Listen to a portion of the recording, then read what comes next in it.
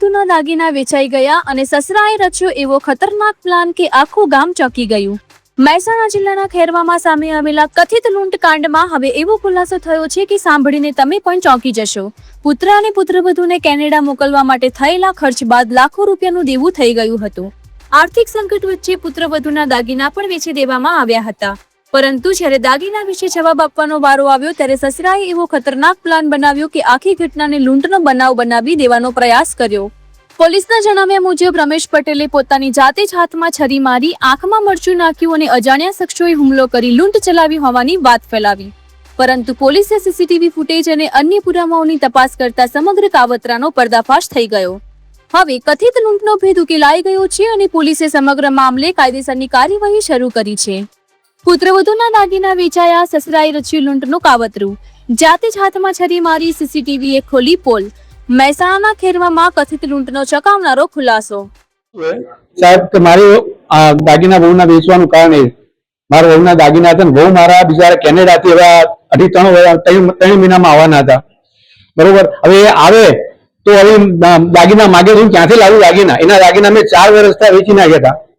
મને નફરત મને એ થઈ ગયું કે હવે હું કોને એને હાનિ મળીશ નહીં, મારી વાઈફને ખબર નહીં, મારા છોકરાને ખબર નહીં, કોઈને ખબર નહીં ઘરમાં મારા સિવાય। એ દુઃખ એટલે મને એટલું દુઃખ થાય કે હું મરી કેમ નહીં જતો હાલમાં મને એવું થાય।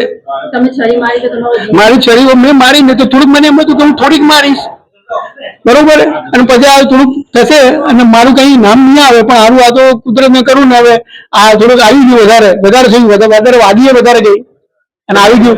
શું પ્લાન બનાવ્યો તો આપે? સેના સાહેબ પ્લાન શું બનાવ્યો તો? પ્લાન મને બીજું કશું જ નહીં। મારા ભાઈ હવે આવવાના હતા ઘરે, કેનેડા જઈને આવવાના હતા, અને આવે અને પછી માગે દાગીના તો હું ક્યાંથી લાવું દાગીના, બરોબર? એવા મારા દાગીના હું ક્યાંથી લાવું? અને હમણાં મારી કને એવી પરિસ્થિતિ થોડીક હતી નહીં કે હું દાગીના લઈ આપું અને મારા કહું બીજા બધાને કહું કે ભાઈ મને જરૂર છે, પૈસા આપો ને મગજ નહીં, ચોરો નથી લૂંટી ગયા બેન, ખોટું નહીં કહું। બસ મને એમ થયું બેન કે હવે હું આ એ પગલું ભરીશ તો મારા એમ થશે કે ચોરો લૂંટી ગયા છે તો હવે બહુ ને મારો દીકરો મને માફ કરી દેશે, દાગીના ગયા તો ભલે ગયા, બરોબર, પણ હવે બધું ઊંધું થઈ ગયું એટલે હવે મારે જે સત્ય બધું મારે કહી દેવું પડશે। હવે એમાં ચાલશે જ નહીં।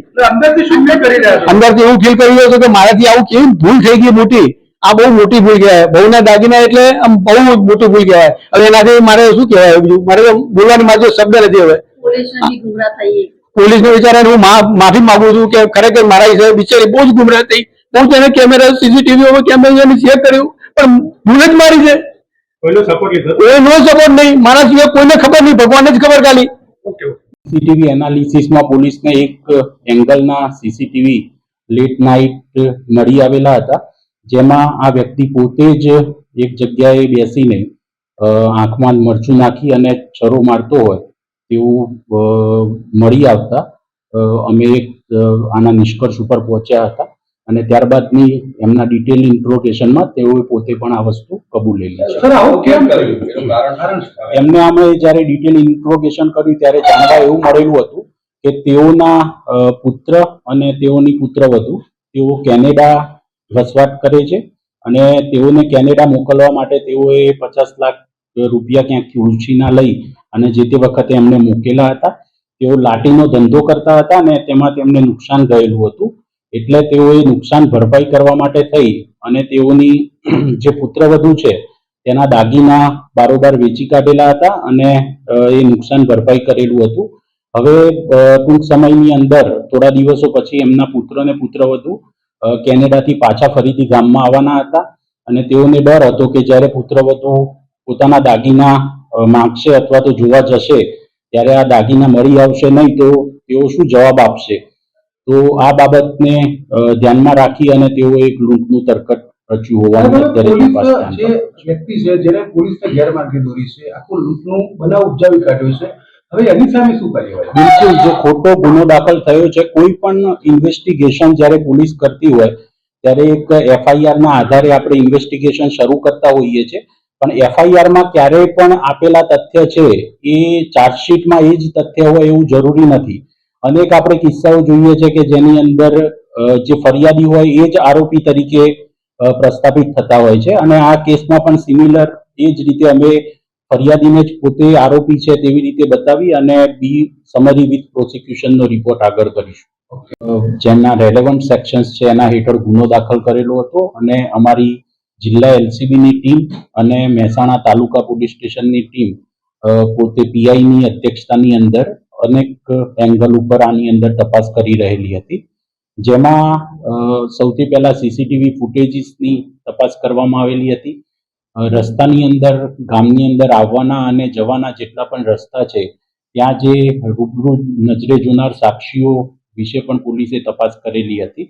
અને સઘન ઊંડાણપૂર્વકની તપાસ બાદ જે હકીકત ધ્યાન પર આવી તેમાં એવું જાણવા મળેલું હતું કે આ રમેશભાઈ પટેલે પોતે જ પોતાના હાથ ઉપર ચપ્પુ મારી અને પોતાના ઘરમાં જે ઉપયોગમાં લેવાતું મરચું હતું તે પોતાની સાથે લઈ ગયેલા હતા અને એક જગ્યાએ ઊભા રહી અને આંખમાં મરચું ભભરાવી અને આજુબાજુથી લોકોને ભેગા કરી અને સાક્ષીઓ ઉપજાવી કાઢવાનું એક જે ખોટો બનાવ છે તેને પોલીસને એક સાચું વર્ઝન લાગે એવી રીતે આખું એક તરકટ રચી અને આ આખો બનાવ ઉપજાવી કાઢેલો હતો. પોલીસે આ બાબતે ડિટેલમાં જ્યારે ઇન્વેસ્ટિગેશન કર્યું ત્યારે ઘણી બધી બાબતો એવી હતી કે જે ડે 1 થી એમની જે રજૂઆત હતી ત્યારથી જ પોલીસને શંકાસ્પદ લાગેલી હતી.